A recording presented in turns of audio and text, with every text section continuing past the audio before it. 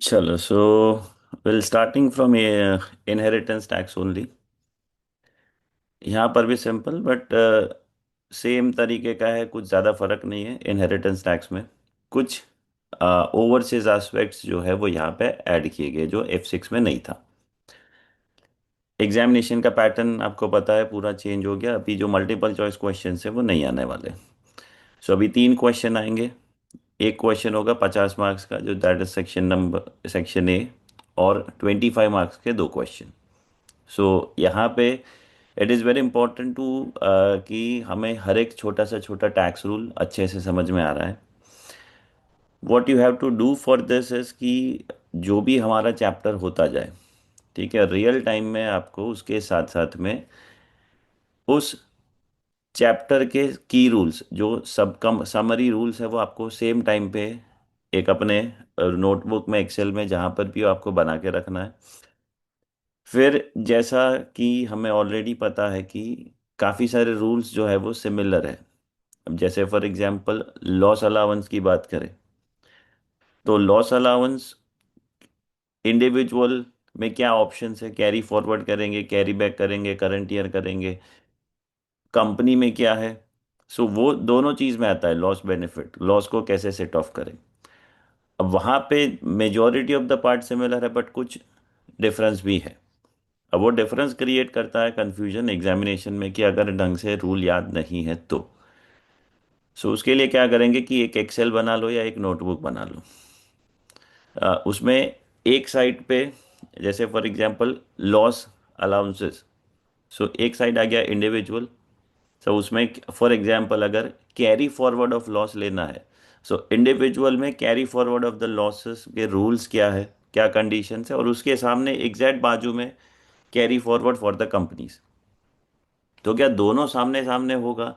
सो क्या कॉमन है, क्या डिफरेंस है, वो आपको इजीली सामने सामने पता चल जाएगा। और एवरी डे वो एक बार पढ़ना है।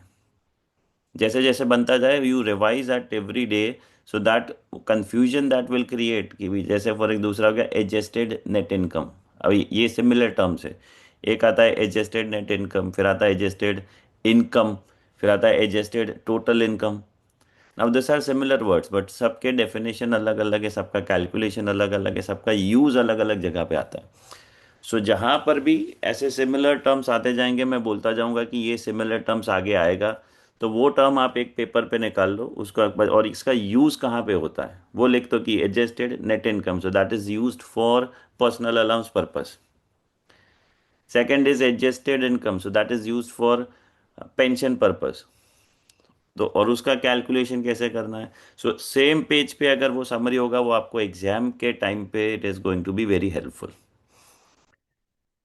ठीक है, so IST first.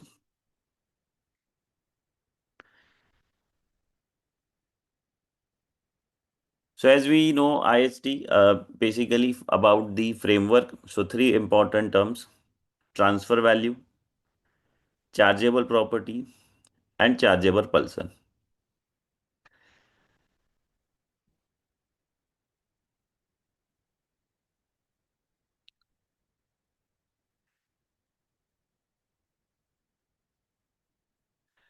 So chargeable property. So पहला क्वेश्चन ये कि ठीक है, इनहेरिटेंस टैक्स। अब इनहेरिटेंस टैक्स जो है वो एक, वो कोई इनकम के ऊपर टैक्स नहीं लगता, वो वेल्थ के ऊपर टैक्स है। इनकम और वेल्थ के बीच में डिफरेंस क्या है कि इंडिविजुअल जो अपना अर्निंग एक्टिविटीज करते हैं और उससे जो कैश आता है, लेट्स से कोई नौकरी कर रहा है, कोई अपना बिजनेस कर रहा है, कोई anything, so that earning activity से जो कैश जनरेट होता है वो होता है इनकम। फिर वो इनकम से हम इंडिविजुअल जो इन्वेस्ट करते हैं उसके ऊपर जो उसको इनकम ग्रोथ आता है, प्रॉपर्टी परचेज करते हैं, एसेट परचेज करते हैं, वो होता है, वो कंसिडर होता है उनका वेल्थ। अब ये जो वेल्थ है, ये वेल्थ अगर वो किसी और को ट्रांसफर कर रहे हैं, सो वहां पे आता है inheritance tax. So this is basically tax on wealth transfer. So पहला क्वेश्चन गिवन है chargeable property. So there can be multiple properties, multiple assets, but which property और which asset is liable to inheritance tax किस पे आएगा? सो उन्होंने बोला कि जहां पर भी person is having beneficial entitlement, so all the property to which person is beneficially entitled is chargeable property, and it is part of the individual's estate. इसका मतलब कि जिसमें भी बेनिफिशियल इंटरेस्ट हो। अब जैसे फॉर एग्जांपल मेरा गाड़ी है तो उसमें मेरा बेनिफिशियल इंटरेस्ट होगा कि भाई I use that for my personal use. मेरा प्रॉपर्टी होगा सो उसमें मेरा, मैंने शेयर्स इन्वेस्ट किया, मैंने डिपॉजिट इन्वेस्ट किया, तो मेरा कुछ ना कुछ उसमें से मुझे बेनिफिट मिल रहा है। सो ऐसा कोई भी प्रॉपर्टी जिसमें इंडिविजुअल का बेनिफिशियल इंटरेस्ट है वो सभी प्रॉपर्टी चार्जेबल प्रॉपर्टी है। बट इसमें से कुछ स्पेसिफिक असेट्स एक्सक्लूड किए गए, ये आपके F6 में नहीं था। This is a new part of the ATX which few properties are excluded, जिसमें property situated overseas where owner is not a long term UK resident. So overseas property यानी कि यूके से बाहर कोई प्रॉपर्टी है और इंडिविजुअल जो है वो लॉन्ग टर्म यूके रेसिडेंट नहीं है। Long term UK non resident आगे जब आएंगे हम ओवरसीज एस्पेक्ट में, basically long term UK resident का डेफिनेशन होता है कि वो लास्ट 15 साल से 10 साल या 12 साल में रेसिडेंट है, बट वो डोमिसाइल्ड नहीं है, यूके डोमिसाइल्ड। दो इंपॉर्टेंट टर्म है, एक होता है रेसिडेंशियल स्टेटस जो डिसाइड होता है कि in a during particular tax year individual ने यूके के अंदर कितने डेज स्पेंड किए। So that will be based on number of days, that is decided residential status. Domicile status जो है वो डिसाइड होता है बेस्ड ऑन दी इंडिविजुअल्स की पेरेंट्स का उस बाय बर्थ वो डिसाइड होता है। This is not a citizenship और nothing. Domicile is a different term which is used only for the tax purpose. और वो डोमिसाइल स्टेटस के हिसाब से इंडिविजुअल को यूके इनकम पे टैक्स देना है या ओवरसीज इनकम पे टैक्स देना है, उसके लिए अलग से टैक्स रूल्स है। That is again an important part of the advance taxation. So उसमें भी ऐसा एक टर्म है कि इंडिविजुअल काफ़ी टाइम से यूके में है लेकिन वो यूके डोमिसाइल्ड नहीं है, तो वो लॉन्ग टर्म यूके रेसिडेंट की कैटेगरी में आता है। उसको हम आगे डिटेल में समझेंगे, बट अभी कि कोई इंडिविजुअल जो है वो is having a property situated outside UK but the owner is not long term UK resident, यानी कि वो यूके रेसिडेंसी में नहीं कवर हो रहा है, तो वो प्रॉपर्टी एक्सक्लूड हो जाएगा। Reversionary interest into trust funds, तो ये दो प्रॉपर्टी जो है वो इनहेरिटेंस टैक्स के एम्बिट से एक्सक्लूड किया गया है। This is not chargeable property. दोनों क्या है वो अलग से समझेंगे, उसका बट उसका नहीं, अभी ये सिर्फ ये याद रखना है कि this is not a chargeable property. यानी कि अगर हमें क्वेश्चन में आता है कि डेथ के टाइम पे, डेथ एस्टेट के टाइम पे ये दोनों एसेट्स हैं, so we need to understand this is not a chargeable property, so this will not part of the estate calculation. उसके बाद चार्जेबल पर्सन। नाउ F6 में अभी तक हमने सिर्फ ये देखा था कि individual is a chargeable person.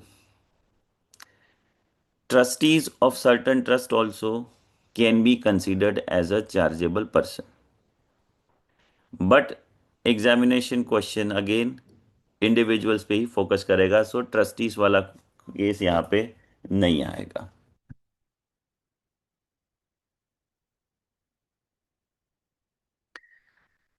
So chargeable person की बात करें, individuals, so all the individuals are potentially liable to inheritance tax on transfer value.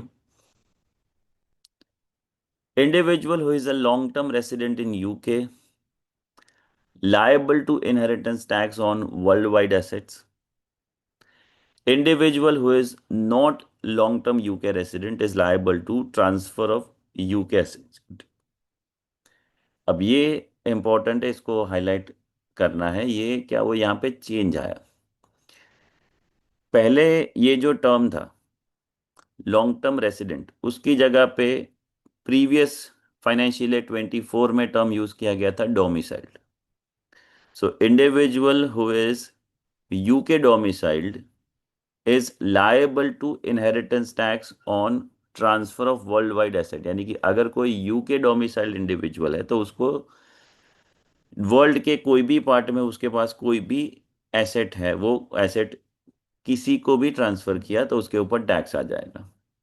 अब यहाँ पे इन्होंने डोमिसाइल को रिप्लेस करके टर्म लेके आए वो long term resident. So the terminology has change, दोनों का मतलब भी अलग अलग है. Individual who is not long term UK resident, so उनको खाली यूके एसेट्स पे. So now into advance taxation, examination में हमें बहुत केयरफुली देखना पड़ेगा. पहले तो individual, whether individual is long term resident, non long term resident, पहले तो वो स्टेटस क्या है. अच्छा, उसके हिसाब से फिर देखना पड़ेगा कि कितने एसेट्स दिए गए क्वेश्चन में. अच्छा, उसमें से कितने यूके एसेट्स है, कितने ओवरसीज एसेट्स है, कितने एसेट कवर करना है, तो वो बहुत अच्छे से पहले आइडेंटिफाई करना पड़ेगा. यहाँ पे examination will be a more of application, that how much you understand कि ये रेसिडेंट है तो ये एसेट आएगा नहीं आएगा. Calculation part is not that important in the advance taxation. And third important term is transfer value that we understand is,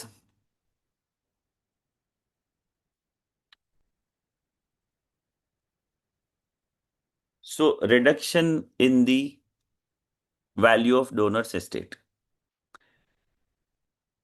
अब transfer value यानी कि इंडिविजुअल ने कोई एक एसेट दूसरे इंडिविजुअल को या दूसरे ट्रस्ट में ट्रांसफर किया. अच्छा, ये एसेट ट्रांसफर हुआ, हमने बोला कि ये जो प्रॉपर्टी है वो तो चार्जेबल है, यानी कि इसके ऊपर इनहेरिटेंस टैक्स का लायबिलिटी आएगा. कितना लायबिलिटी आएगा. अच्छा, तो उसके लिए चाहिए कि अभी क्या वैल्यू पे टैक्स कैलकुलेट करें. सो ट्रांसफर वैल्यू ये बोल रहा है कि इंडिविजुअल ने ये जो एसेट गिफ्ट किया, वो गिफ्ट करने की वजह से उसका जो टोटल वेल्थ था उसमें रिडक्शन कितना आया. सो this is basically a reduction in the estate value, वो मार्केट वैल्यू नहीं है. हाँ, नॉर्मली ज्यादातर केस में मार्केट वैल्यू ही रिडक्शन होगा, but it is not always the case. So transfer of value is a gift of any asset which results in reduction in the value of donor's estate.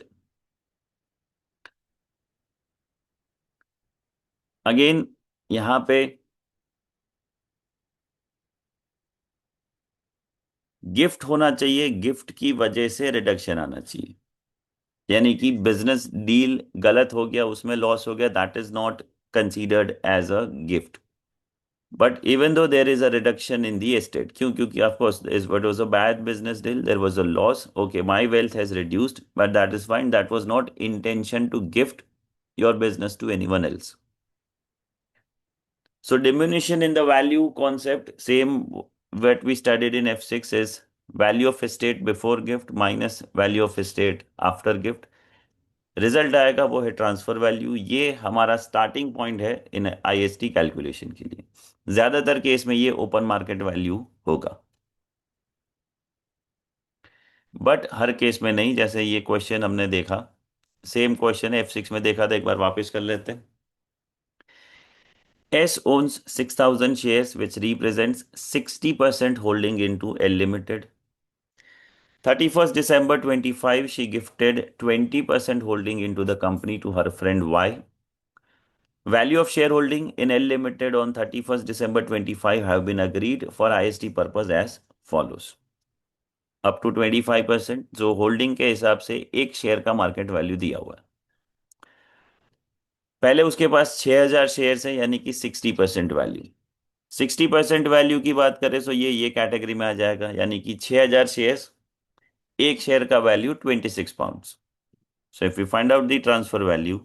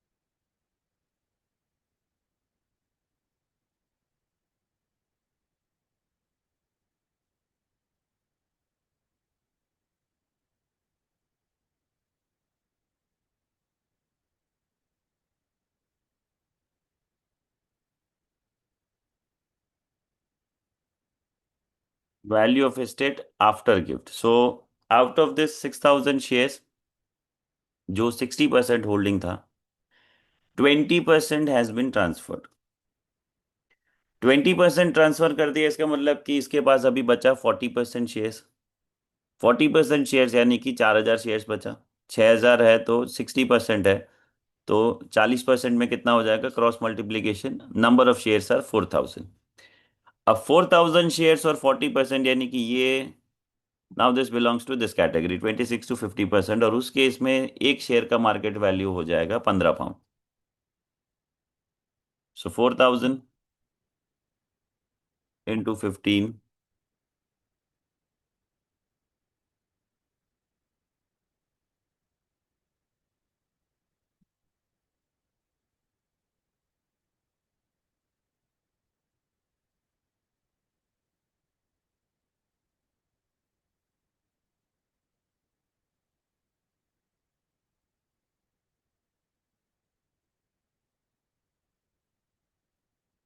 96,000 is transfer value. So this is the starting point from where IST calculation starts. Nothing new, same what we did before.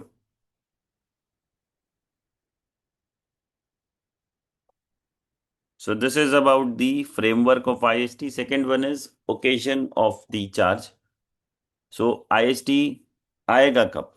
So जैसे हम जानते हैं, दो situation में IST आता है। Number one, during life time.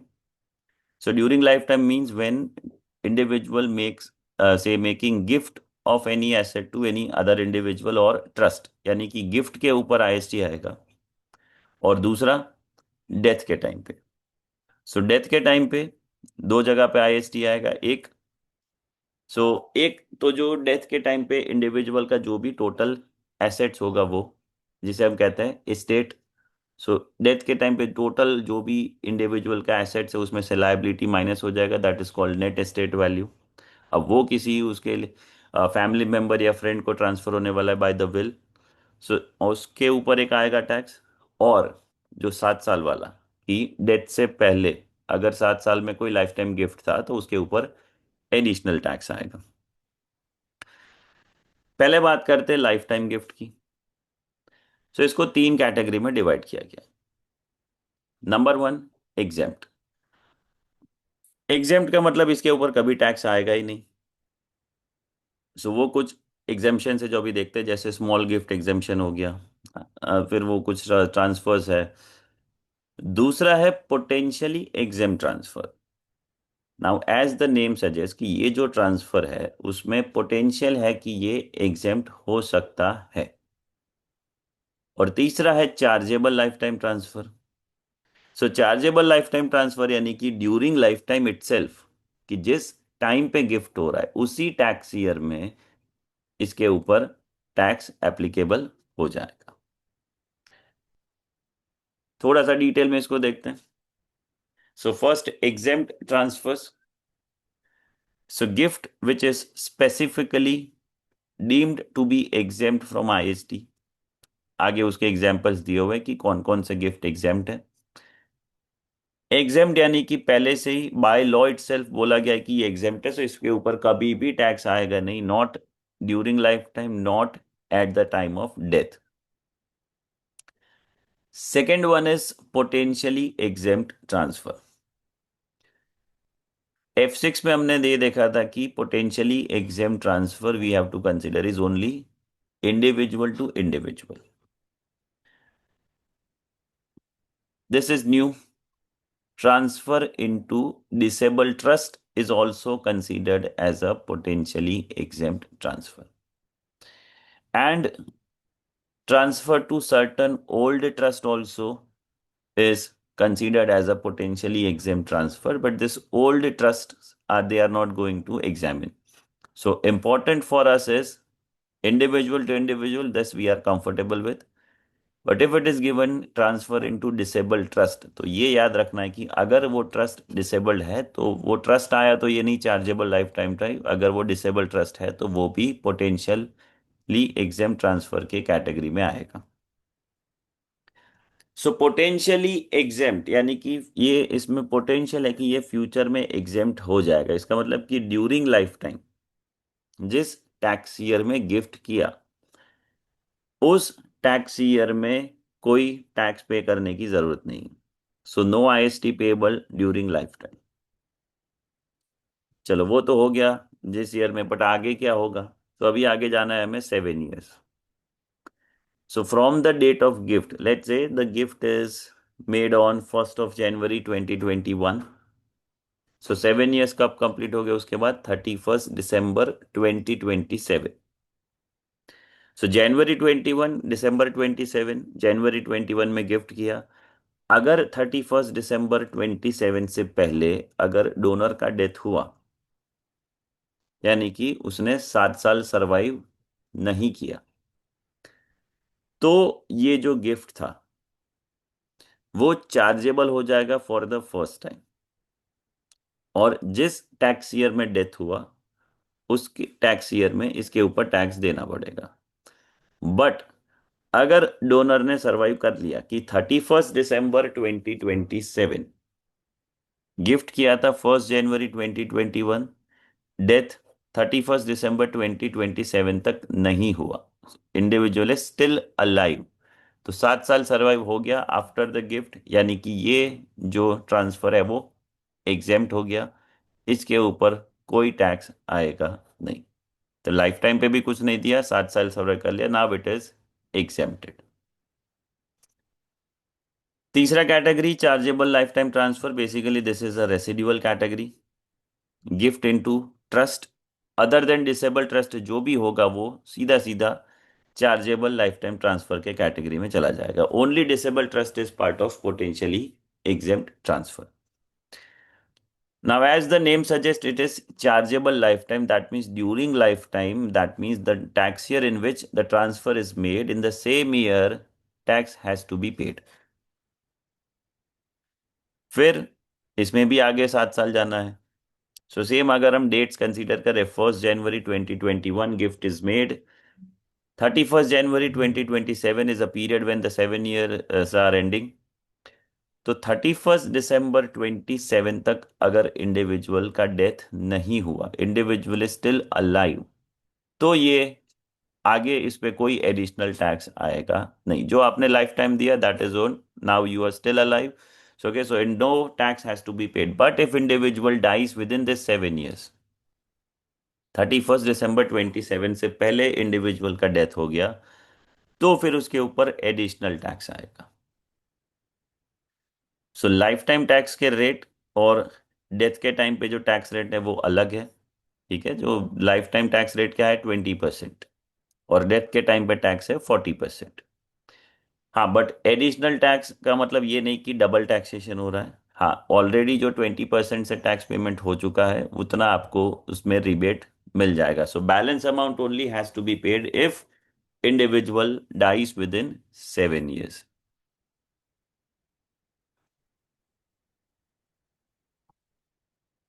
Normally जो major transfer जो रियल लाइफ में भी होता है, लाइफ टाइम ट्रांसफर, उसमें more of transfers are exempt transfers और transfer from one individual to another individual.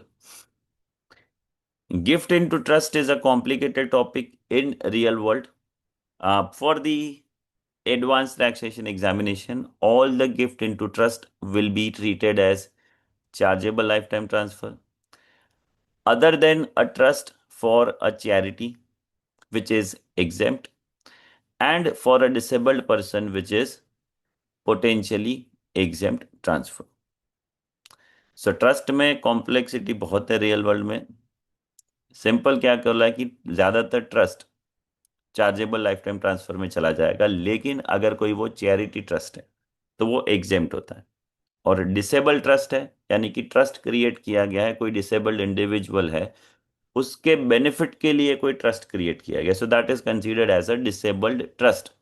तो वो पोटेंशियली एग्जेम्प्ट ट्रांसफर के केस में आ गया। क्यों? क्योंकि अल्टीमेटली जो बेनिफिट पास ऑन हो रहा है वो डिसेबल्ड इंडिविजुअल को हो रहा है, और उसी के बेनिफिट के लिए ट्रस्ट किया गया है। अब वो डिसेबल्ड है, कोई रीजन की वजह से वो खुद उसका मतलब they can not take care of any assets if anything is transfer to them, and therefore trust is created उनके बेनिफिट के लिए, और उसके ऊपर ट्रस्ट में कुछ ट्रस्टीज होंगे जो वो एसेट्स का टेक केयर करेंगे. So but it is more like an individual to individual for a disabled, so वो पोटेंशियली एग्जेम्प्ट में आ गया.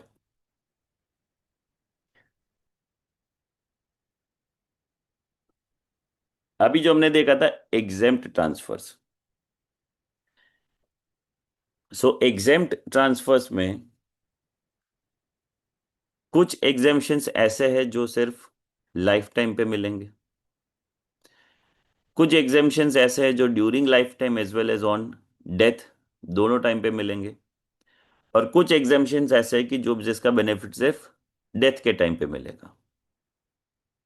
सो पहले बात करते हैं लाइफ टाइम एग्जेम्पशन गिफ्ट के टाइम पे क्या बेनिफिट मिलेगा. तो एक हो गया स्मॉल गिफ्ट एग्जेम्पशन.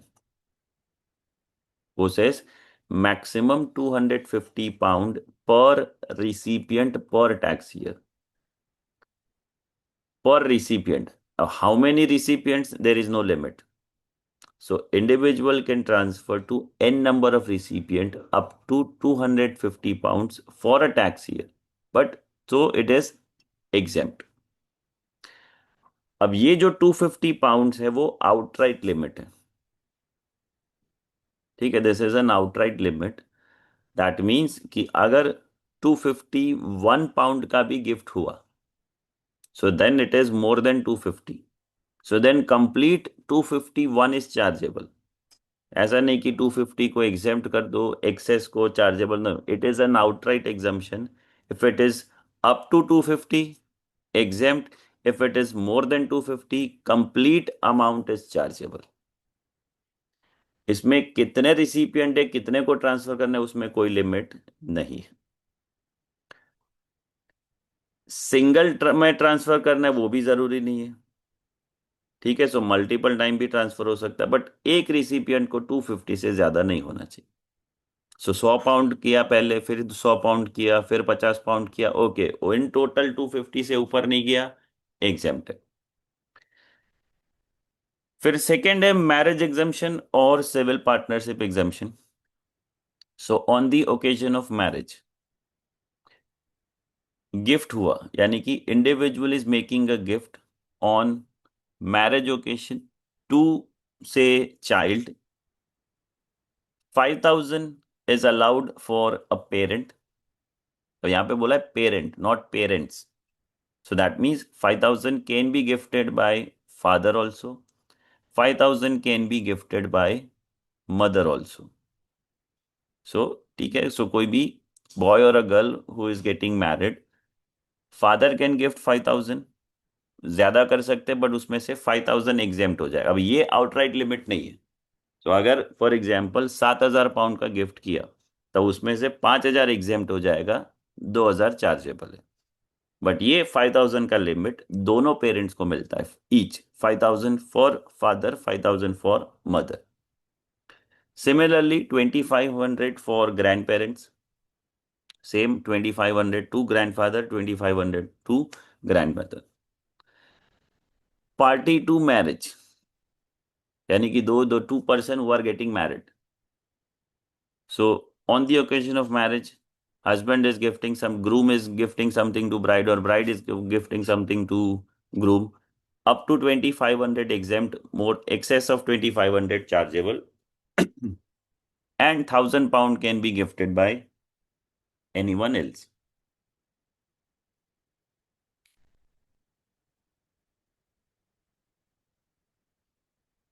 So ये हो गया marriage exemption. Next is normal expenditure out of income. Normal expenditure out of income. अब जैसे हमने स्टार्टिंग में बोला कि ये इनकम के ऊपर टैक्स है ही नहीं, ये टैक्स है वेल्थ के ऊपर. सो अगर आप अपने रूटीन इनकम से कोई एक्सपेंस कर रहे हो तो उसमें आपका वेल्थ रिडक्शन हो ही नहीं रहा है. और जब आपका वेल्थ रिडक्शन नहीं होगा तो उसके ऊपर कोई टैक्स आएगा नहीं. जैसे फॉर एग्जांपल मिस्टर एक्स,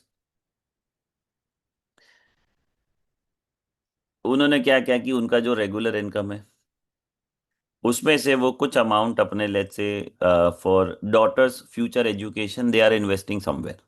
या उनका normal expenditure out of income है, या फिर उसके सन या डॉटर का कोई लेट से इंश्योरेंस पर पॉलिसी ले लिया है. So that is normal income out of expenditure. Mr. X is paying, say, school fees of grandchild. So वो भी वेल्थ रिडक्शन नहीं है, वो उनके नॉर्मल इनकम में से एक्सपेंस हो रहा है, तो उसके ऊपर कोई वेल्थ कोई इनहेरिटेंस टैक्स आएगा नहीं. देन एनुअल एग्जाम्पशन 3,000 पर tax year, there is no change, limit 3,000 pound का ही लिमिट है. एवरी टैक्स ईयर मिलेगा. अगर अनयूज्ड है तो कैरी फॉरवर्ड हो सकता है for 1 tax year. Same rule, no changes in to this. और एक नया है फॉल इन वैल्यू रिलीफ. अब फॉल इन वैल्यू रिलीफ जैसा हमने देखा कि लाइफ टाइम गिफ्ट की बात कर रहे हैं.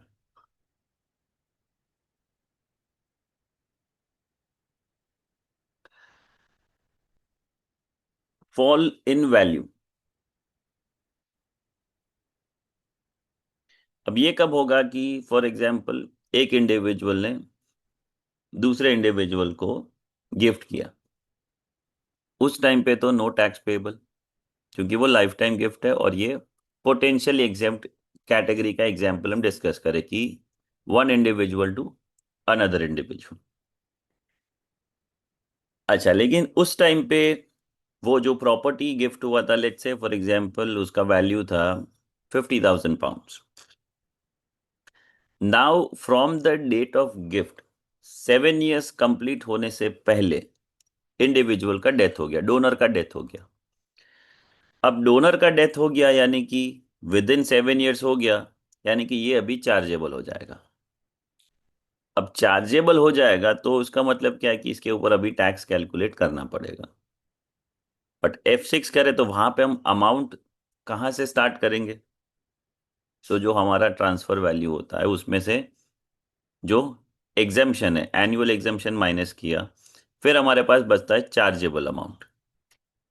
लाइफ टाइम के टाइम पे जैसे 50,000 का वैल्यू था, मान लो कि that was the only gift. So हम स्टार्ट कैसे करते हैं? ट्रांसफर वैल्यू 50,000, उसमें से एनुअल एग्जाम्पशन माइनस किया, 3,000 करंट ईयर का, 3,000 प्रीवियस ईयर का. जैसे हम कहें कि भाई this was the only life time transfer, यानी कि अगर मैंने करंट टैक्स ईयर में गिफ्ट किया तो करंट ईयर में मुझे 3,000 का एनुअल एग्जाम्पशन मिलेगा. लेकिन प्रीवियस ईयर में आई मेड नो गिफ्ट, यानी कि मेरा पिछले साल का जो 3,000 का एनुअल एग्जाम्पशन है वो अभी भी अनयूज्ड है, and that can be carry forwarded for 1 year. सो मुझे इस बार टोटल 6,000 का एनुअल एग्जाम्पशन मिलेगा.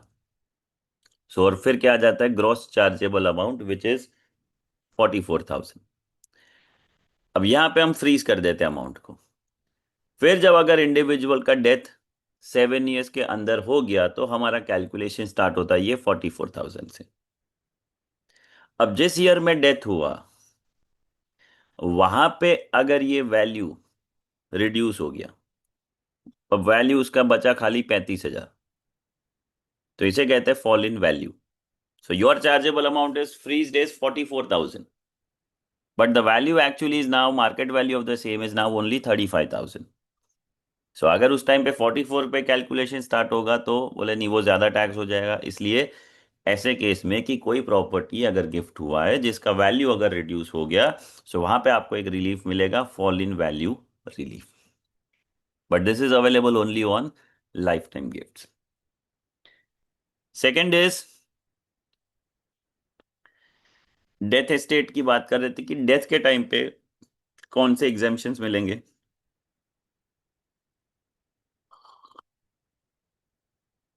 सो एक है quick succession relief. Quick succession, so क्या बोल रहा है? एक डेथ हुआ, अच्छा वो प्रॉपर्टी किसी और को ट्रांसफर हुए, जिसको ट्रांसफर हुआ उसका भी with in certain period death हो गया. दो फैमिली में death back to back short period of time हो गए, तो क्या होगा? डेथ के टाइम पे तो टैक्स आता ही आता है. सो अभी एक डेथ हुआ तब टैक्स आ गया, अभी दूसरा डेथ है वापस टैक्स आ गया. सो वहां पे कुछ रिलीफ मिलता है, वो हम डिटेल में देखेंगे कि हाउ दिस रिलीफ ऑपरेट्स. फिर हो गया double taxation relief death estate पे. अब जैसे कि अब डेथ हो गया इंडिविजुअल का, सो उनके जितने भी सारे एसेट्स होंगे वो हम एस्टेट में ऐड करेंगे. अब पॉसिबल है कि उसमें कोई ओवरसीज एसेट भी हो सकता है. और ओवरसीज एसेट होगा तो पॉसिबली उसमें कोई फॉरेन कंट्री में भी अगर टैक्स कटा है, यूके में भी आपको टैक्स पे करना है, सो वहां पे डबल टैक्सेशन हो रहा है दो कंट्रीज में, तो वहां पे डबल टैक्सेशन रिलीफ का बेनिफिट मिलेगा। तीसरा है रेसिडेंट निल रेट बैंड। जैसे हमें पता है कि अगर इंडिविजुअल का डेथ हुआ, उनके डेथ एस्टेट के अंदर रेसिडेंशियल प्रॉपर्टी है, और वो रेसिडेंशियल प्रॉपर्टी ट्रांसफर किया किसको? डायरेक्ट डिसेंडेंट्स यानी कि चिल्ड्रन और ग्रैंड चिल्ड्रन को। सो उस टाइम पे ये रेसिडेंस निल रेट बैंड का बेनिफिट मिलता है। और तीसरा कैटेगरी यानी कि जो लाइफ टाइम और डेथ एस्टेट दोनों टाइम पे एग्जेम्प्ट है, वो है first is inter spouse exemption. So any transfer between spouses यानी कि हस्बैंड टू वाइफ और अ वाइफ टू हस्बैंड, और transfer between civil partners, always exempt. During life time किया या डेथ के टाइम पे किया, हमेशा वो एग्जेम्प्ट है। Charity exemption, so anything for charity during life time या तो डेथ के टाइम पे, चैरिटी के लिए कुछ अगर आपने विल में अपने हिसाब से चैरिटी के लिए छोड़ा है तो वो भी एग्जेम्प्ट हो जाएगा। Political party exemption, so anything transfer made to political party exempt हो जाएगा। एग्रीकल्चर प्रॉपर्टी रिलीफ और बिजनेस प्रॉपर्टी रिलीफ, सो इसके कुछ कंडीशंस है कि अगर एक इंडिविजुअल ने दूसरे इंडिविजुअल का ट्रस्ट में कोई एग्रीकल्चर प्रॉपर्टी ट्रांसफर किया या बिजनेस प्रॉपर्टी ट्रांसफर है, वो दोनों टाइम पे ड्यूरिंग लाइफ टाइम या तो डेथ के टाइम पे, उस पे कुछ रिलीफ मिलता है। That is again a detail question that we will see in a file. ठीक है, सो एक 5 मिनट का ब्रेक लेते हैं, मीटिंग डिस्कनेक्ट होने वाला है, so will resume in 5 minutes.